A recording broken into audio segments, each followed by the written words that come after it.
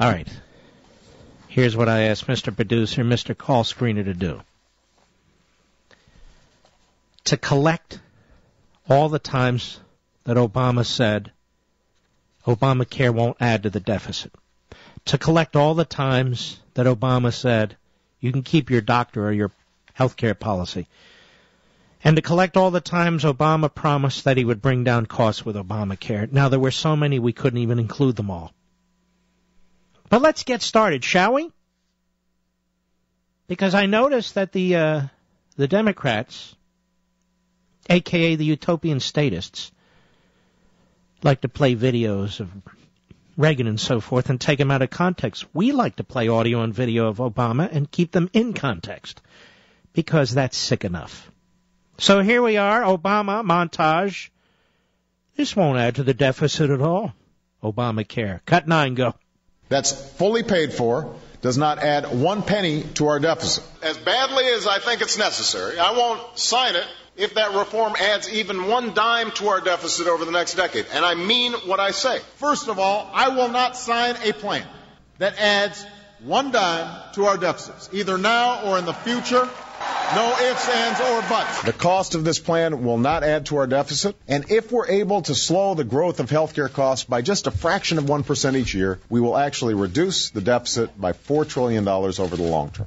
Really? I will not sign a plan that adds 1 dime to our deficits, either now or in the future. Importantly, this bill is also fully paid for and will reduce the deficit in the long term. And because it is paid for, this bill will help reduce our deficit by as much as $1.3 trillion in the coming decades, making it the largest deficit reduction plan in over a decade. Reducing our deficit by more than $1 trillion over the next 2 decades. That's what reform is going to do. So the bottom line is this. Our proposal is paid for. As my parents would say, he sounds like he's full of crap. So reduce the deficit $4 trillion. It will reduce the deficit $1.3 trillion. It will reduce the deficit more than $1 trillion. And in fact, it will add a fortune to the deficit because the Congressional Budget Office was finally able to do actual calculations when asked by our prior guest, Paul Ryan, to do so. Remember, back then they controlled both houses of Congress, so whatever they asked the Congressional Budget Office, the Congressional Budget Office was not free to answer fully. They could only ask the specific question asked. So, Ponzi scheme in, Ponzi scheme out. We know that this is going to cost almost $1 trillion more than Obama said. So I count 1, 2, 3, 4, 5, 6, 7, 8. This is just 9 lies right here. And Mr. Producer, you said there were many, many more cases, right? I could have went on for 5 minutes. 5 minutes. So the president is a serial liar when it comes to his argument that Obamacare won't add to the deficit. Now, what about keeping your plan and keeping your doctor? You're not going to be able to keep your plan. That's one of the primary purposes of Obamacare. If you can't keep your plan, you're not going to keep your doctor either. And he said you would.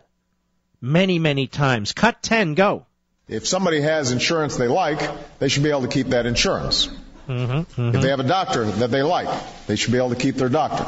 They should just pay less for the care that they receive. And no matter how we reform health care, I intend to keep this promise. If you like your doctor, you'll be able to keep your doctor. If you like your health care plan, you'll be able to keep your health care plan. Liar. So don't let people scare you. If you like what you've got, we're not going to make you change. Oh, no. Reform will keep the government out of your health care decisions, giving you the option to keep your coverage if you're happy with it. For the hundreds of millions of Americans who have health insurance, nothing in this plan will require you or your employer to change the coverage or the doctor you have. This is the Nothing Obama will change rule. For you if you have insurance. Nothing Just in the plan lying. will require any changes. No. If you are happy with the insurance plan that you have right now, if the cost you're paying and the benefits you're getting are what you want them to be, then you can keep offering that same plan. Nobody will make you change it. If Americans like their doctor, they'll be keeping their doctor. You like your plan, you'll be keeping your plan. No one's taking that away from you. Wait a minute.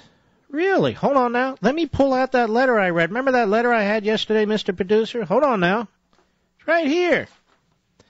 United Healthcare, one of the biggest health insurance companies on the face of the earth. United Healthcare, dear member, that would be me. United Healthcare strives to provide valuable healthcare plans designed to meet the needs of our customers and their employees. And as a result of our updated plan offerings, the exact benefit plan you are currently enrolled in will no longer be offered for the upcoming plan year. Your benefits will not be affected until your plan renewal date. Over the next 90 days, we'll be working with your employer to select a new, comparable United Healthcare benefit plan, which may be available to your next benefit open enrollment period. You see, they have to factor in all the massive costs involved with all these so-called freebies that Obama's giving you, except I'm paying for them, and so are you. Now, with that in mind, Mr. Producer, it sounds to me like I can't keep my health care plan. Am I right? And if I can't keep my health care plan, I may not be able to keep my doctor. Oh, my gosh. He lied. And I know many of you are in the exact same situation. Obama's running around frantically, desperately. The Buffett rule, Reagan said this, I'm going to do that, you should do this. We don't want to go back, we only want to go forward, we don't want to go sideways, we want to go up, not down, on and on and on. As my parents would say, gladly, he's full of crap. Now let me ask you this. Will Obamacare bring down the costs of health care? Our policy's gone up over 40% since Obamacare was passed. How about you folks? He said it'll bring down the costs. Cut 11, go. We decided to invest in reforms that'll bring costs down now. You won't have to worry about receiving a surprise bill in the mail because we'll limit the amount your insurance company can force you to pay out of your own pocket. If you qualified, then we would provide you a little bit of help on your premiums to reduce your costs. We will immediately offer low-cost coverage that will protect you against financial ruin if you become seriously ill. So that's what health insurance reform would mean for you and for all our small businesses. It would reduce your costs. Families will save on their premiums. Businesses that would see their costs rise if we do not act will save money now, and they will save money in the future. Costs will come down for families and businesses. Finally, my proposal would bring down the cost of health care for millions. Families, businesses, and the federal government. Wow, how swell. Problem is, the opposite's true.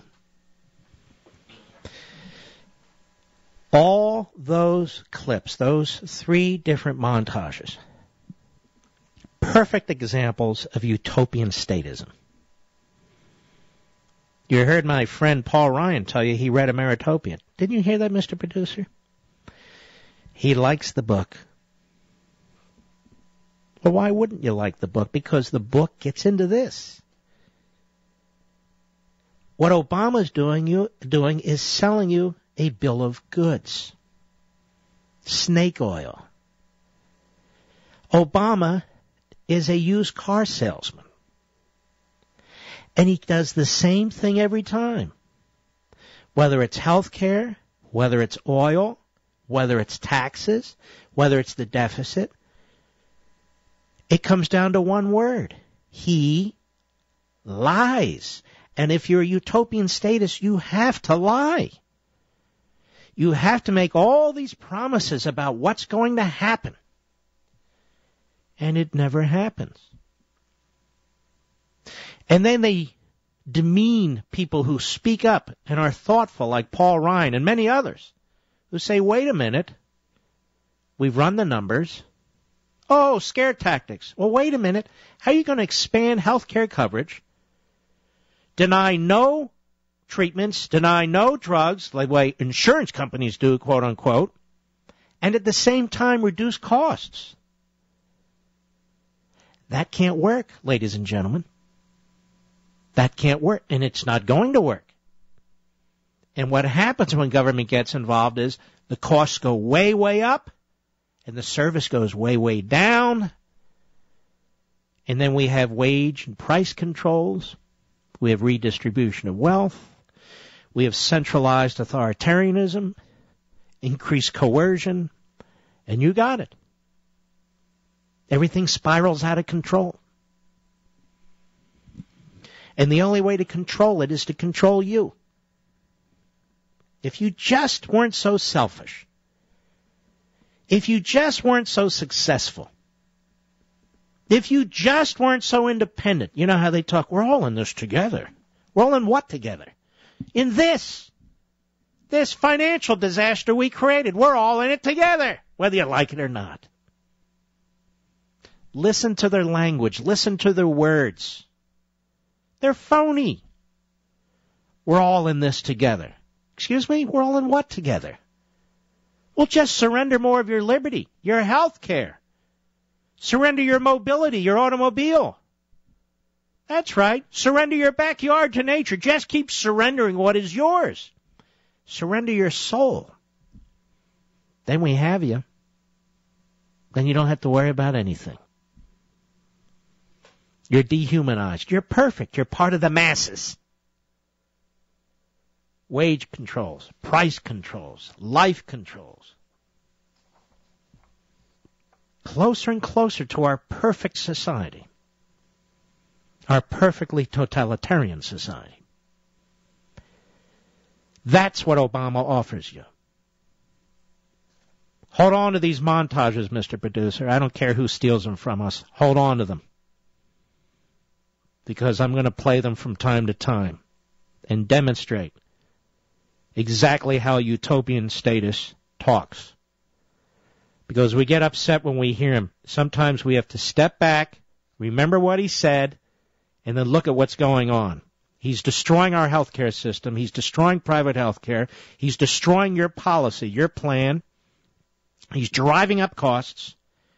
He's going to put doctors out of business. He's shutting down hospitals. He's going to create what? Scarcity. He's going to create scarcity. Scarcity creates what? Crisis. Crisis creates opportunity for the utopians.